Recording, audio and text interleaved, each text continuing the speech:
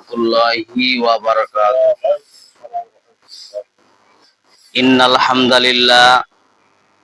Innal hamdalillah nahmaduhu wa nasta'inuhu wa nastaghfiruh wa nu'minu bihi wa natawakkalu alaihi wa na'udzu billahi min shururi anfusina wa min sayyiati a'malina.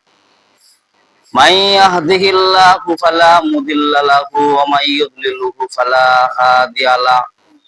Wa nashhadu an la ilaha illallah wahdahu la syarikalah wa nashhadu anna Muhammadan abduhu wa rasuluh alladzi arsalahu bil haqqi basyiran wa nadhira wa da'iyan ila Allahi bi idnihi wa sirajan munira.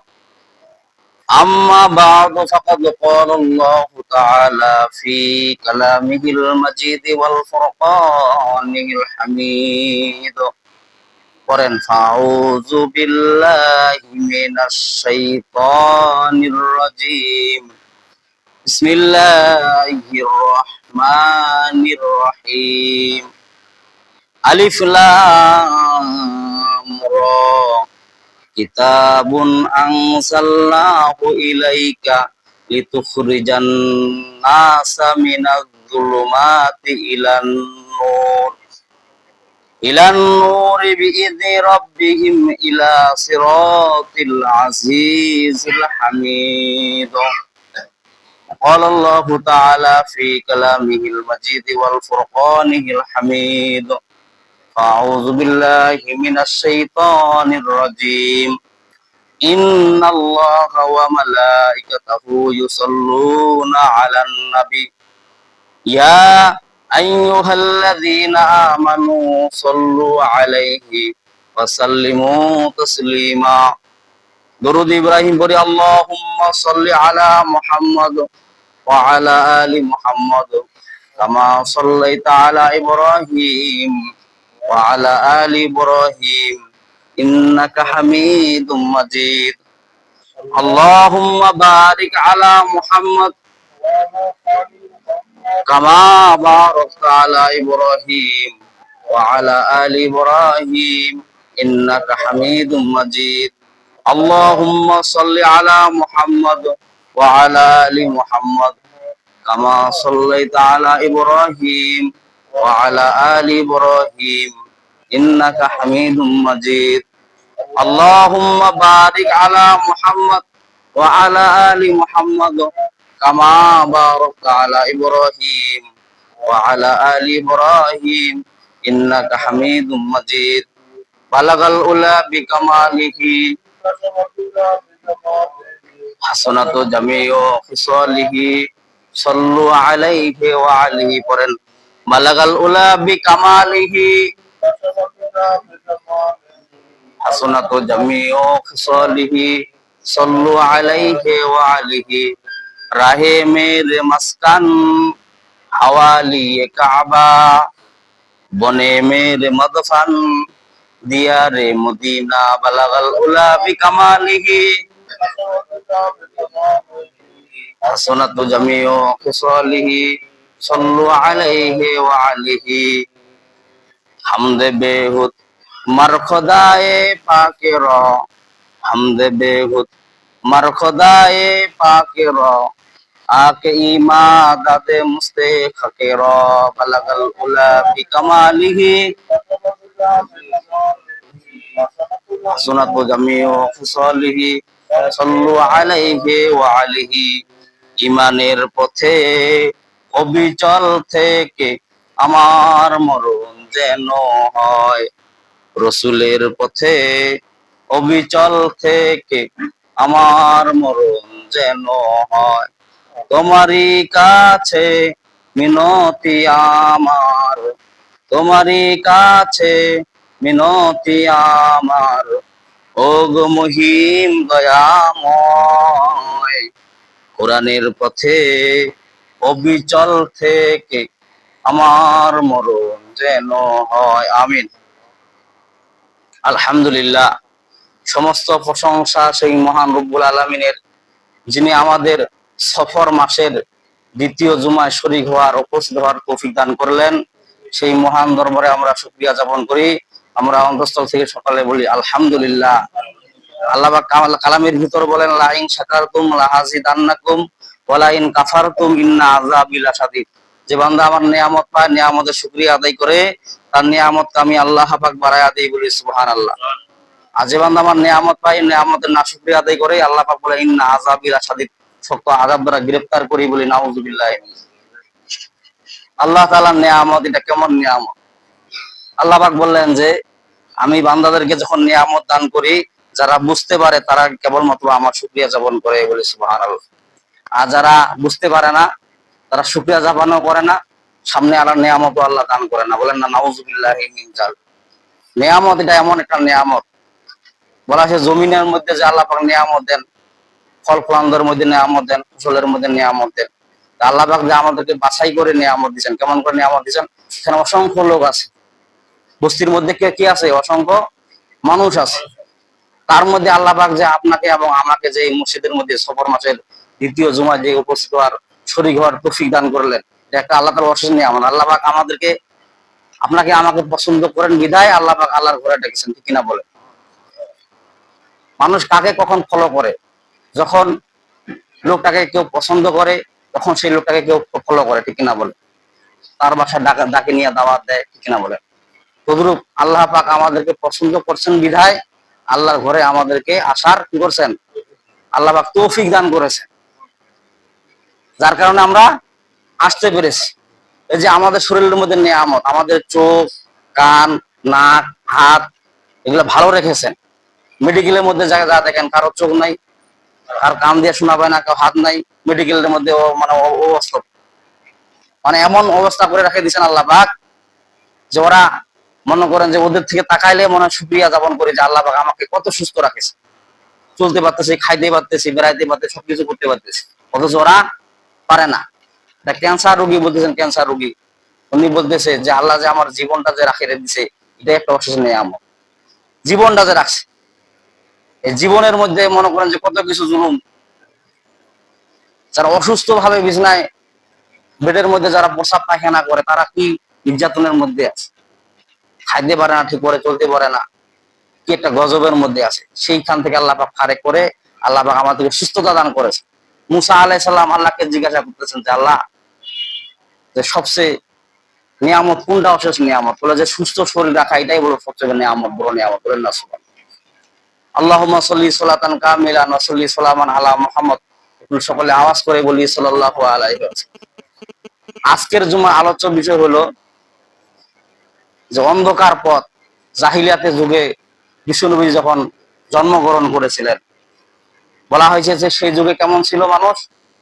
এমন মানুষ ছিল যে কন্যা সন্তান জন্ম নিলে জীবন্ত অবস্থায় কি করতো? মাটিতে পুঁতে রাখতো, বলেন না নাউযুবিল্লাহি মিন যালিক। সেই যুগে বিশ্বনবী জন্মগ্রহণ করেছেন। বলা হয়েছে যে সুন্দরী একটা রাস্তা দিয়ে কোনো যদি একটা মেয়ে যাইতো, সে সতীত্ব নিয়ে ফিরে যাইতে পারতো না, এমন যুগে বিশ্বনবী আগমন করেছিলেন। সেই যুগটা কেমন ছিল? জাহিলিয়াতের যুগ, আয়ামে জাহিলিয়া বলা হয়। বলা হয় যে এখনো নাকি যে যেখানে জীবন্ত লোকের দাফন হইতো, সেখানে এখনো নাকি কান্নার আওয়াজ ভাসে আছে, বলে না নাউযুবিল্লাহ। কেমন একটা যুগ ছিল। তো সেই যুগে বিশ্বনবী এসেছিলেন দুনিয়ার মধ্যে কিসের জন্য বলেন দেখি? মানুষদেরকে আলোর পথ দেখাবার জন্য, বলেন না সুবহানাল্লাহ। আমরা আলোর পথ আর অন্ধকারের পথ বুঝি না। অন্ধকারের পথ কোনটা আর আলোর পথ কোনটা? আলোর পথ এটা এমন একটা পথ যে পথের মধ্যে রাস্তা দেখা যায়, বলেন না সুবহানাল্লাহ। আর অন্ধকারের পথের মধ্যে গুটগুট অন্ধকার, যখন কালো অন্ধকার যখন হয়, তখন রাস্তা কি দেখা যায়? দেখা যায় না। কেন দেখা যায় না? অন্ধকারের কারণে। আর যদি লাইট থাকে, আলো থাকে, তাহলে কি হয়ে যাবে? যদি কেউ গ্যাস লাইটের আলো নেয় তাহলে কিছু সংখ্যক, যদি বড় লাইটের আলো নেয় তাহলে আরো বেশি আলো, ঠিক কিনা বলেন? আর যদি মনে করেন যে কারেন্টের বাতি নিয়ে যদি বাউল যদি রাস্তার মধ্যে থাকে, তাহলে কি আরো রাস্তা ক্লিয়ার। আর যদি সূর্য আলো থাকে তাইলে। তদ্রূপ আল্লাহ পাক কুরআন নামক একটা নিয়ামত দান করেছেন বান্দাদেরকে, বলেন না সুবহানাল্লাহ। সেই কুরআন নামক নিয়ামতটা কি? আল্লাহ পাক বললেন যেটা আলোময় আলো, বলেন না সুবহানাল্লাহ। যে যুগে পদরমরণ করেছিলেন, যাই আয়ামে জাহিলিয়াতের যুগে, সেই যুগে বিশ্বনবী যে কোরআনকে নিয়ে এসেছেন আলোর পথ দেখাবার জন্য, বলেন না সুবহানাল্লাহ। তার মধ্যে একটা ঘটনা বললে আপনারা পরিষ্কার বুঝতে পারবেন। এক অন্ধ লোক, এক অন্ধ লোক, বড় লোক বাড়ির ছেলে, সে বিয়ে করবে, বিয়ের উপযুক্ত বয়স হয়ে গেছে, বিয়ে করবে, পাত্রী খুঁজে বেড়াচ্ছে। অন্ধ লোককে ভালো পাত্রী কি পছন্দ করবে বলেন? কেমন পাত্রী পছন্দ করবে? যেটা কালো, কুচকুচে কালো, দেখতে খারাপ, কুচরি, ঠিক কিনা বলেন? এরকম পাত্রী পছন্দ করবে, ভালো পাত্রী কখনো পছন্দ করবে না। কেন? লোকটা অন্ধ লোক। সুদ্রবনী ভালো পাত্রী খুঁজে বেড়াচ্ছে, বেড়াতে বেড়াতে হঠাৎ করে কোনো ভালো পাত্রী পাচ্ছে না, একটা কালো আর কি, কালো মার্কা কুচরি, সে একটা পাত্রী পছন্দ করেছে, বলেন না সুবহানাল্লাহ। কালো পাত্রী পছন্দ করার পরে বছর খানেক সংসার করেছে। সংসার করার পরে হঠাৎ করে ওই কালো মহিলার কাছে এলহাম হলো যে আপনার স্বামীর চোখ ভালো হবে, যদি অপারেশন করেন তাহলে কি হবে? আপনার স্বামীর চোখ ভালো হবে। এখন স্ত্রী বলতেছে, সর্বনাশ, আমার চেহারা ছবি কালো, যদি এর চোখ ভালো হয় আমাকে তো তালাক দিয়ে দিই, আর বড় লোক মানুষ ও কখনো চাবে না যে ওর চোখগুলা ভালো হয়ে যাবে। সে কানা কানায় থাকবে, যেগুলো সেবা যত্ন আছে ওভাবে সেবা যত্ন করবে, ঠিক কিনা বলে? এর কাছে এলহাম, যখন স্ত্রীর কাছে এলহাম আসলো, জানা সত্ত্বেও স্ত্রী বলতেছে স্বামীর বিরোধিতা, তার মানে কি? চোখ যেন ভালো না হয়, তালাক দিয়ে দিবে। এই স্বামী এখন হঠাৎ করে কানে এলহাম আসলো যে আমার স্ত্রী আমার বিরোধিতা করতেছে, মানে কি আমার কাছের লোক আমার বিরোধিতা করতেছে। স্ত্রীকে জিজ্ঞাসা করলেন, স্ত্রী তুমি আমাকে আমার বিরোধিতা করতেছো কেন? তোমাকে আমি খানা পিনা দেই, আমি সবকিছু দেই, তুমি আমাকে আমার বিরোধিতা করো কেন? স্ত্রী বলতেছে যে আমি কালো, দেখতে কুচরি, তোমার চোখ যদি ভালো হয়ে যায় তখন তো তুমি আমাকে আর পছন্দ করবে না, তালাক দিয়ে দিবা। সেই কথা আল্লাহ কোরআনে বলতেছেন, বিসমিল্লাহির রহমানির রহিম, আলিফ লাম রা, কিতাবুন আনজালনাহু ইলাইকা লিতুখরিজান নাসা মিনাল যুলুমাতি ইলান নূর। আল্লাহু আকবার। আল্লাহ রাব্বুল আলামিন বলেন, কিতাবুন আনজালনাহু, কিতাবুন, ইহা এমন একটি কিতাব, ইলাইকা, যা আমি আপনাকে নাযিল করেছি, লিতুখরিজান নাসা মিনাজ যুলুমাতি ইলান নূর, মানুষকে অন্ধকার থেকে আলোর পথে নিয়ে আসবেন, এজন্য আমি কিতাব নাযিল করেছি। তার মানে কি? যারা কালো কুচরি, যারা সুদখোর, ঘুষখোর, যারা জেনাখোর, যারা মাগিবাজি, তারা কখনো চাবে না ইসলামটা, কোরআনটা, পার্লামেন্টে যা কোরআন দিয়ে আইন চলুক। জানে যে তালাক দিয়া দিবে, তার মানে কি? সুদও তালাক হয়ে যাবে, হারামখোরও তালাক হয়ে যাবে, জেনা ব্যভিচার করো তালাক, যখন নাকি কোরআনটা প্রতিষ্ঠিত হবে, ঠিক না বলে? ওই কথায় আল্লাহ পাক বলছেন, কিতাবুন আনজালনা, কিতাবুন মানে ইয়া এমন একটি কিতাব, আনজালনাহু আমি যা নাযিল করেছি, ইলাইকা আপনার কাছে, লিতুখরিজান নাসা, যেন আপনি মানুষদেরকে বাইর করতে পারেন, মিনা যুলুমাতে অন্ধকার হইতে, ইলা নূর আলোর দিকে, বলেন না সুবহানাল্লাহ। আমি কোরআনটা এই জন্য নাযিল করেছি যেন মানুষকে আপনি জেনা ব্যভিচার হইতে, সুদখোর হইতে, ঘুষখোর হইতে আপনি বাইর করতে, কথা নিতে পারেন আলোর দিকে। সুদের যদি লেনদেন যদি বন্ধ হয়ে যায় তাহলে জাকাত প্রতিষ্ঠা হয়ে যাবে। জাকাত বন্ধ হয়ে গেছে, ঠিক কিনা বলেন? জাকাত যারা দেয় না, যার উপর জাকাত খরচ হয়ে গেছে, তারা কি কিসের মধ্যে? আলোর মধ্যে আছে না অন্ধকারের মধ্যে আছে? বলেন দেখি। পেশা রাতের মধ্যে দেখা যায় না দিনের মধ্যে দেখা যায়? বলেন। হ্যাঁ, পেশা রাতের মধ্যে দেখা যায় কেন? রাতের মধ্যে সে অন্ধকারে বেড়ায়। কেন অন্ধকারে বেড়ায়? মানুষের ফল ফলান্ত যেন নষ্ট করা যায়। যারা জেনাজার বিচার, যারা সুদখোর, ঘুষখোর, তারা রাতের অন্ধকারে মানুষের আকাম গুয়াম করে বেড়ায়, মানুষের চুরি চামারি করে, ঠিক কিনা বলেন? আল্লাহ পাক বলেন, যেটা অন্ধকার যুগ, অন্ধকার যুগ যখন বন্ধ হয়ে যাবে তখন আলোর যুগ চালু। বড় পীর আব্দুল কাদের জিলানী রহমতুল্লাহ আলাইহি, কি নাম না জানে? উনি বড় একজন পীর। এখনকার পীর তো পীর না, এখন ক্ষীর। যে লালন শাহর মাজারে, ওই যে কুষ্টিয়া লালন শাহর মাজারে আছে, মানে দাড়ি চুল কিছু কাটে না, খালি ওইভাবে খালি বড় হইতেই আছে, হইতেই আছে। পানিও খরচ করে না বেজাগায়, প্রসাব পায়খানা করে পানি খরচ করেন। জিজ্ঞাসা করা হলো যে কি ব্যাপার, আপনি প্রসাব পায়খানা করে পানি খরচ করেন না কেন? হুজুর, এটা তো শরীয়তে দেওয়া বোঝা যাবে না, মারাইবত বুঝতে হবে। মারাইবত, মারাইবত কি? মারাইবত গোপনীয়। পানির জন্য হাসান হুসাইন কত কাগজে মিনতি করে শহীদ বরণ করেছে, আর ওই পানি কি বেজাগায় ব্যবহার করা যাবে? ওটা আটরশি, আর যত ফালাফালি করে ওরা, আর রশিরা ওদের দরবারে যাবেন, ওরা বলবে যে আমরা 8টা রশি ধরেও যদি আল্লাহ জান্নাত না পাই, আমরা রশি ছাড়া কি তোমরা জিকির করে ফালাফালি করে আল্লাহ জান্নাত পাবা? ওদের আর ডায়লগ আর মুখা না বলবো। ল্যাংটা পীরের দরবারে যাবেন, যা জিজ্ঞাসা করেন কি বাবা আপনি ল্যাংটায় কেন জিকির করতেছেন, ওরা ওদের ফতোয়া হইলো যে আপনারা কাপড় চোপড় পরে জিকির করেন, আমরা কাপড় চোপড় পরে কাপড় খুলে ল্যাংটা হয়ে জিকির করো, যদি আল্লাহ জান্নাত না পাই তোমরা কাপড় চোপড় পরে জান্নাত পাবা। ওদের আরো মশান কি। তদুরূপ জিলানি নগরের একজন বড় পীর ছিলেন আব্দুল কাদের জিলানি রহমাতুল্লাহ, সেখানে একটা বড় একটা চোর ছিল, চোর, নাম করা চোর। সে বলতেছে মনে আব্দুল কাদের জিলানিকে পরীক্ষা করার জন্য যে দেখি তো এমন কি এই পীর নাকির একটু পরীক্ষা করি, কেমন করে ওদের বাসায় চুরি করতে যাবে, চুরি আব্দুল কাদের জিলানির বাসায় চুরি করার জন্য যাবে।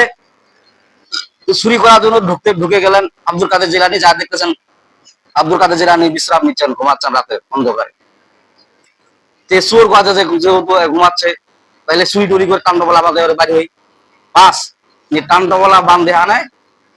যখন বাইরে দরজাতে যখন যাচ্ছে তখন দরজা অটোমেটিক লাগে যাচ্ছে, আবার যখন মাল সামানা রাখে তখন আবার দরজা খুলে যায়, আবার যখন মাল সামানা নেয় আবার দরজা রাখে যায়। তো সর্বনাশ, এটা কেমন পীর গো, এটা মারাত্মক পীর। যখন আমি মাল সামানা চুরি করার জন্য আমি বাইর হচ্ছি, দরজা অটোমেটিক লাগে যায়, আবার মাল সামানা থিয়া যায়, আবার দরজা অটোমেটিক খুলে যায়। এটা তো আমার মাথায় কাজ করে না, এটা কেমন পীর গো। তখন ভাবলেন আচ্ছা ঠিক আছে, মাল সামানা রাখে দিয়ে বাইরে চলে যায়, যেহেতু ভালো পীর রাখে। মাল সামানা রাখে দিয়া ওই পীর সাহেব কি হলো, দরজা দিয়ে যখন যাইতে ধরলো, মেন গেট দরজা আবার বন্ধ হয়ে গেল।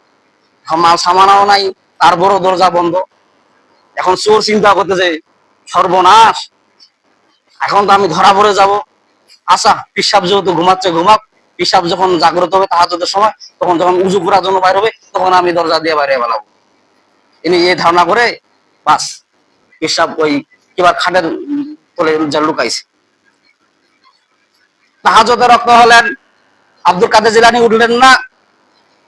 তখন ইনি বললেন যে এত বড় একটা পীর, তাহাজ্জুদ নামাজ পড়লো, আচ্ছা ঠিক আছে ফজরের নামাজ তো আর কাজা করবে না, ফজরের নামাজ তো করবে। একটা মসজিদের ইমামে যদি নামাজ পড়ায় এক মসজিদে, আব্দুল কাদের জিলানী রহমাতুল্লাহ আলাইহি, বাস উনি আসেন। ফজরের রক্ত হয়ে গেল, আব্দুল কাদের জিলানী রহমাতুল্লাহ উঠলেন না, আসে নাই। মুসল্লি গুলা জিজ্ঞাসা করে কি ব্যাপার, ইমাম সাহেব আজকে দেখা যায় না মসজিদে, ফটফটা হয়ে গেছে, এলাও নামাজ পড়া পাইছে না। বাস বাকি মুসল্লি সবাই আব্দুল কাদের জিলানী রহমাতুল্লাহর বাসায় অবতরণ করলেন, বলেন না সুবহানাল্লাহ। আল্লাহ ভাই এটা বোঝাবার জন্য ওটা আল্লাহ পাক বললেন, এর ব্যাখ্যা এটা বলতেছেন কিতাবুন আনসালনাহু ইলাইকা লিতুখরিজান নাসা মিনাজ যুলুমাতি ইলান নূর। আল্লাহ পাক বলেন কিতাবুন আনসালনাহু, ইহা এমন একটা কিতাব যা আমি নাযিল করেছি, লিতুখরিজান নাসা, তার মানে কি চুরি চামারি যেন সবকিছু বন্ধ হয়, আমি আলোর দিকে নিয়ে যেতে পারি, বলেন না সুবহানাল্লাহ। তার মানে কি আপনার নামাজ কাজা হলো কোনো সমস্যা? সহিহ একটা সুনানে আবু দাউদ তিরমিজি শরীফের একটা হাদিস, বিশ্বনবী বলেন, হযরত আবু দারদা রাদিয়াল্লাহু তাআলা থেকে বর্ণিত, তিনি বলেন সাহাবীদেরকে, হে আমার সাহাবীরা, তোমরা কি জানো নামাজের চাইতেও একটা ভালো আমল আছে, রোজার চাইতেও একটা ভালো আমল আছে, দান সদকা চাইতেও একটা ভালো উত্তম একটা আমল আছে, তোমরা কি জানো নাকি? সাহাবীরা হতবাক, সর্বনাশ, নামাজের চাইতেও ভালো আমল, এর আবার রোজা রাখা চাইতেও ভালো আমল, দান সদকা চাইতেও ভালো একটা আমল, এটা কি একটা আমল? আপনি হাদিসটা দেখেন, 2509 নম্বর হাদিস, সুনানে তিরমিজি শরীফের হাদিস। সুনানে তিরমিজির মধ্যে রাসূল সাল্লাল্লাহু আলাইহি ওয়াসাল্লাম বলেন, হযরত আবু দারদা রাদিয়াল্লাহু তাআলা থেকে বলতেছেন যে বিশ্ব নবীজি বলতেছেন, হে আমার সাহাবীরা, তোমরা কি জানো নামাজের চাইতেও রোজার চাইতেও দান সদকার চাইতেও ভালো একটা উত্তম একটা আমল আছে, তোমরা কি জানো নাকি?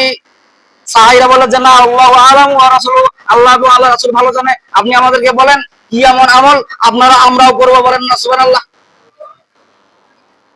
বিশ্বনবীজি বলেন, যখন দুটা লোক দণ্ড লাগে তার মধ্যে মীমাংসা করে দাও, এই আমলটা কি নামাজের চাইতেও রোজার চাইতেও দান সদকা চাইতেও উত্তম আমল, বলেন না সুবহানাল্লাহ। দুইটা দল যখন কি করে মারামারি লাগে, বাপ বেটা যখন মারামারি লাগে, মীমাংসা করে দাও।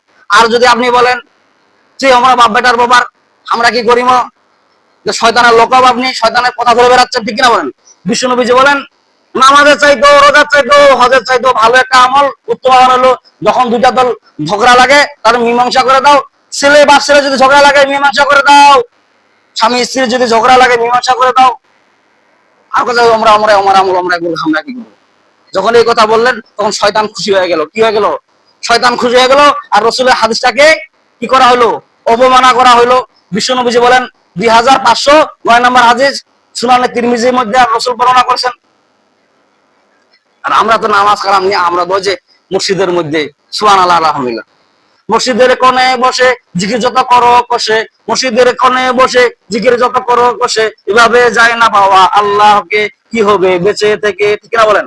আইনুদ্দিন রহমতুল্লাহ এই কথা বলছেন যে মসজিদের মধ্যে সুবহানাল্লাহ আলহামদুলিল্লাহ ফালাফালি গুলো হবে না, মানুষের মধ্যে দিতে হবে, দিতে হবে, দেখতে হবে যে মানুষরা ঝগড়াঝাটি করতেছে কিনা, বিবাদ মীমাংসা করে দেওয়ার জন্য, ঠিক না বলেন? আর সুবহানাল্লাহ আলহামদুলিল্লাহ এই কোরআন কি খালি তাবিজের জন্য আসছে বলেন? হ্যাঁ, এক মসজিদের খতিব রাখছে, রাখার পরে ওই খতিবকে এক বাড়িওয়ালি বলতেছে যে আমার মেয়েটা পরীক্ষা দিবে, পরীক্ষা দিবে যে আপনি তাবিজ দেন, কোরআন থেকে তাবিজ দেন। হুজুর বললেন যে এখানে তো তাবিজ নাই, তাবিজ না দিলে আপনার চাকরি নট করে দিব। তাবিজ না দিলে চাকরি করবে। হুজুর এখন বিষয় না পায়া কোথায় আচ্ছা ঠিক আছে তাবিজ দিব, আচ্ছা সমস্যা কোথায় হাদিয়া, কোথায় হাদিয়াও দেওয়া লাগবে, ফিরে ফিরে তাবিজ দিয়ে দেবো, তাই নাকি? হ্যাঁ, আর মেয়েটা পরীক্ষা দিতে যাবে, তাবিজ তো হুজুর লিখে দিছে। দেখার পরে এখন পরীক্ষা দিতে যাবে, পরীক্ষাতে কিছু স্মরণ আসতেছে না, মেয়েটা সর্বনাশ। ইমাম সাহেব হুজুর বড় একজন আলেম, তাবিজ লিখে দিছে, আর বড় কেন স্মরণ আসতেছে না? তাবিজটার ভিতর কি লিখছে? বাস পরীক্ষার শেষে ওই মেয়েটা বার হয়ে তাবিজটা খুলছে। খোলার পরে এখানে লেখা দেখতেছে পড়লে পাস, না পড়লে সর্বনাশ। যদি লেখাপড়া করেন ঠিক মতো তাহলে পাস, আর না বললে সর্বনাশ। তাবিজের ভিতর খুললে ভিতর লেখা ওই কথা তো আল্লাহ পাক বলতেছেন কিতাবুন আনজালনাহু ইলাইকা লিতুখরিজান নাসা মিনাজ যুলুমাতি ইলান নূর। আল্লাহ বলেন কিতাবুন আনজালনাহু, এমন একটি কিতাব যা আমি নাজিল করেছি অন্ধকার থেকে আলোর পথে। তার মানে কি? সে পড়ে না, সে অন্ধকার মধ্যে ডুবে আছে, ঠিক না বলেন? সে যদি লেখাপড়া করতো তাহলে কি হইতো? সে আলোর পথে চলে যাইতো। তার মানে কি? সে বুঝতো, জ্ঞানটা বুঝতো। যারা ঠিক মতো লেখাপড়া করে না, অটো পাস হয়, তারা কখনো ভালো কিছু করতে পারে না। ভালো কিছু করতে পারবে বলেন? অন্ধকার যুগের মধ্যে ঢুকে আছে। ওই যে ছেলে মেয়ে ভালোবাসা কি করে না করে, করে বেড়ায় অন্ধকার মধ্যে। ছেলে মেয়ে ভালোবাসা করে বেড়ায়, প্রেম করে বেড়ায়, তার বাপ মা কোনোদিন খবর রাখে না। সেটা অন্ধকারের মধ্যে আছে না নাই বলেন দেখি? মেয়েটা কার ছেলে নিয়ে পালায়, কার ছেলেটা কার মেয়ে নিয়ে পালায়। যখন শেখা খায় তখন ওই মেয়েটা কি বলে, মেয়েটা যখন ভালো একটা পরিবার দেখে, অন্য পরিবারের মধ্যে যখন বিয়ে শাদী হয়ে যায়, তখন ছেলেটা তখন কি করে, শরণার্থী কি মুখ শেখা দিল, তখন ওই ছেলেটা তখন আরেকটা মেয়ের সাথে সম্পর্ক করে, রিলেশন করে, কিন্তু বাপ মা কোনোদিন খবর রাখে না। তখন ওই ছেলেটা, আমরা আলেম ওলামা যারা, ওরা জিকির করে রাস্তাঘাটে সুবহানাল্লাহ আলহামদুলিল্লাহ, আর ওরা জিকির করতেছে, জিকির করতেছে কি, ছেলেটা জিকির করতেছে, জিকির করতেছে, পালাই যেতে কি হয়েছে, ভালো আর একটা পাইছি, পালাই চলতে কি হয়েছে, ভালো আর একটা পাইছি, এইভাবে জিকির করে বেড়ায়, ঠিক না বলে? অথচ জিকির করার দরকার সুবহানাল্লাহ আলহামদুলিল্লাহ, আল্লাহর নামে যোগ করার দরকার, ঠিক না বলে? ভালো সভ্য ছেলে পাওয়া যায় না, সব খালি অসভ্য। কেমন অসভ্য? বাবাকে মানে না, গার্জিয়ানকে মানে না। কেন মানে না? কারণ ওদের ভিতর দিনই কোন ইসলামী কোন শিক্ষা নাই। আচরণটা কেমন হয়ে গেছে আজকে ছেলে মেয়েদের, আচরণটা এমন কারণ হয়ে গেছে। আমার মনে হয় এর দোষী হলো গার্জিয়ানরা। গার্জিয়ান যদি সচল থাকতো তাহলে আজকে ছেলে মেয়েরা এইভাবে খারাপ হইতো না, ঠিক না বলে? কেমন করে কিভাবে ভালোবাসা করা লাগে, প্র্যাকটিস করা লাগে। বাবা আর ছেলে মেয়ে একসাথে টেলিভিশন দেখে, আমি ভুল কিছু বললাম নাকি? একসাথে টেলিভিশন দেখে, বাবা ছেলে সিরিয়াল দেখে, সিরিয়ালের শেষ নাই। যার কারণে কি মেয়েটা ওখানে শিখতেছে কিভাবে একটা বেগানা পুরুষের সাথে প্রেম করা যায়, প্ল্যান করা যায়, ঠিক না বলে? ওটা কি অন্ধকারের যুগ না আলোর যুগ? অন্ধকারের যুগ। অন্ধকারের মধ্যে যারা ডুবে আছেন তারা কখন আলোর যুগ আশা করা যায় না। যদি আপনি চান যে আমার ছেলেটা ভালো একজন হোক, তাহলে আপনাকে ভালো পরিবার, ভালো হতে হবে, ঠিক না বলেন?